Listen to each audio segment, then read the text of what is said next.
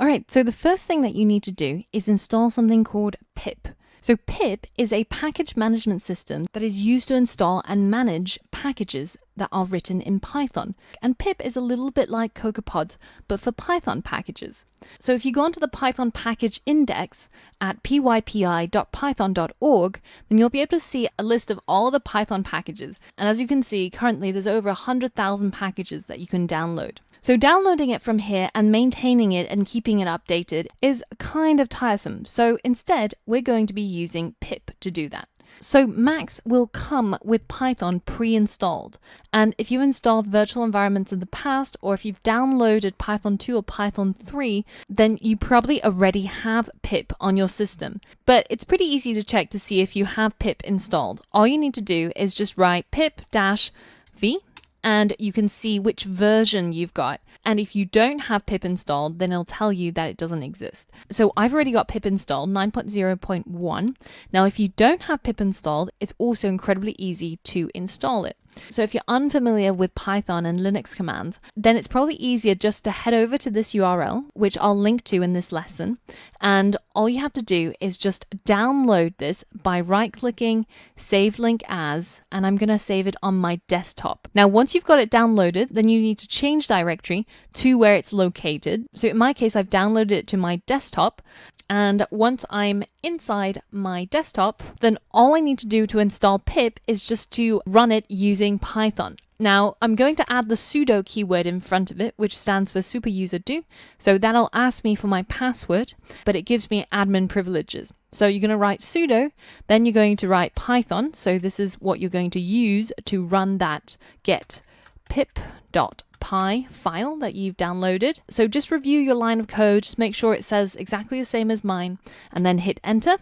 And at this point, it's going to ask you for a password. So once you have successfully installed pip, then you should see this line where it says successfully installed version 9.0.1. So yours might differ from mine. It'll probably be higher than this because you'll be doing it in the future. So once that's done, we're going to use pip to install a virtual environment. Now, why do we need a virtual environment? Well, so in order to convert those models in Caffe or Keras into a .ml model file, we're going to need a package from Apple, which is called CoremlTools. Now, it's an open source package, but it requires Python 2.7 in order to work. Now, you may or may not know, but Python has quite a bit of a problem in terms of its versioning. So the Python team have brought out the latest version of Python, which is Python 3, or more specifically Python 3.6. But there's a lot of people who have already created and spent a lot of effort maintaining open source tools that were built using Python 2. So there's quite a bit of contention, and this problem has divided the Python community. So it's almost like, remember back when we had Swift 1, which got upgraded to Swift 2, Swift 3, there were quite a lot of code changes. And thankfully, the people who created open source frameworks for Swift 2 and Swift 1 were able to update them to Swift 3 and now Swift 4. But in the case of Python, there's actually now two distinct camps. People who are updating their frameworks for Python 3 and people who have decided to keep it in Python 2.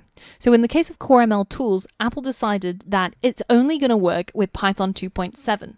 So to prevent you from having a load of headaches, we're going to set up a virtual environment which will allow us to create a directory on our laptop, and we can specify the version of Python used just for that directory. So it's a way of isolating a particular directory and explicitly specifying the version of Python that we're going to use. And this way we minimize errors and we give ourselves the best chance of doing this conversion as smoothly as possible. So even if you're really familiar with Python, even if you've been coding for 40 years, please just follow along with me for the time being. And once you've made it work and gotten to grips with the tools, then feel free to chop and change however you wish. So enough talking. Now that we've installed pip, we're going to use it to install a virtual environment package. So I'm going to navigate back to my root directory by writing cd change directory and the tilde symbol and hit enter. Now I'm back in my root directory, as you can tell with that tilde sign. So here I'm going to write pip install virtual env. So make sure that you've got the correct spelling and then hit enter.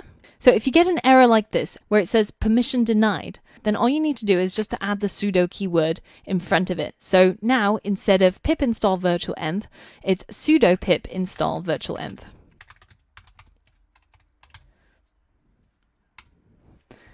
And once it's successfully installed, you should get a success message and a version of your virtual env, and it should be the same or higher than what I've got here. All right, so we've got our virtual environment package installed. Now it's time to set up our virtual environment. Now, in order to do this, the best practice is probably to set up an environments directory where you can manage all of your various environments. So I'm going to do that in my root directory, so the one that's represented by the tilde symbol. And here I'm going to use the make directory command to make a new folder called environments and hit enter.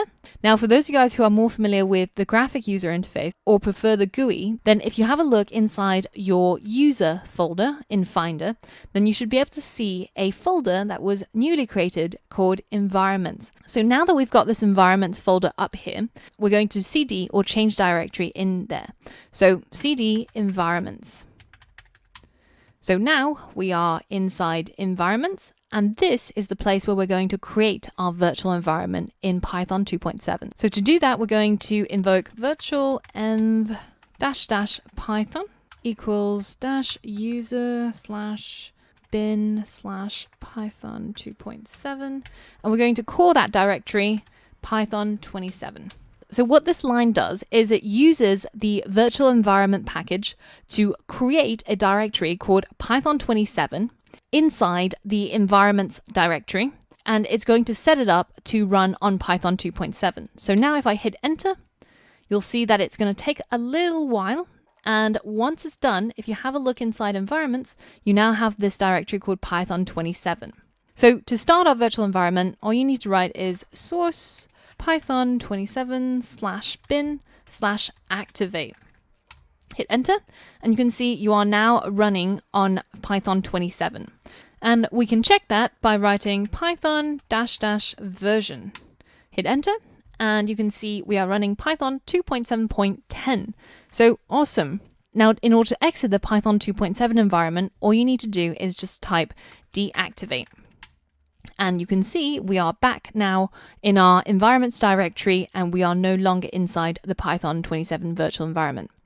Now, let's say in the future you decide to create a Python 3.6 virtual environment, and you can check to see Python -- version. You can see now we are running on Python 3.6.1. So previously we were running 2.7, and now we're running 3.6, and this is all done by using virtual environments. Now let's get back to our main topic, installing CoremlTools.